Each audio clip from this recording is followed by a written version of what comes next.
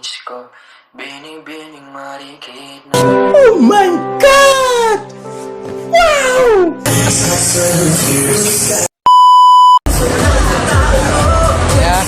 Huwag mong subukan. Masisira ang buhay mo. Baby, wag ka nang mag-alinlangan pa. Alam mo naman talaga na kailangan.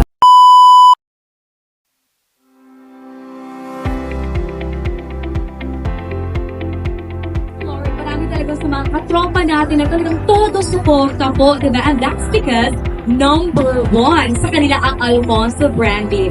So this time, Miss Lauren, tell us naman po, bakit nga ba maraming tropang Alfonso na talaga nga namang pinabalik-balikan itong Alfonso Brandy?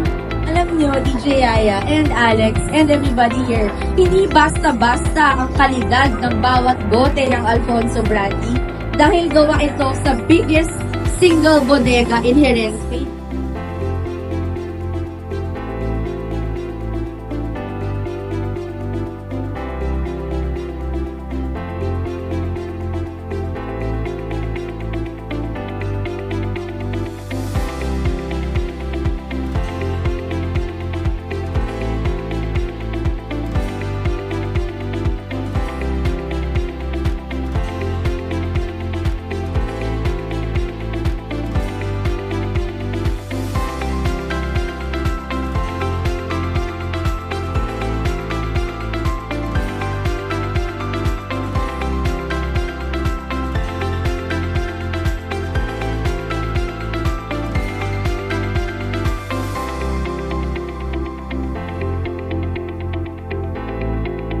Ang Alfonso Brandy kasi guys ay real premium brandy, no? Dahil gawa ito from the finest grapes of the Spanish region of La Mancha.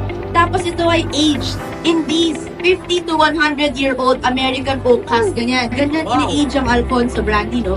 Dahil ang Alfonso Brandy, gets talaga niya yung lasa at timpla na hanap ng tropa. Kaya sobrang mabusisi talaga yung proseso ng paggawa.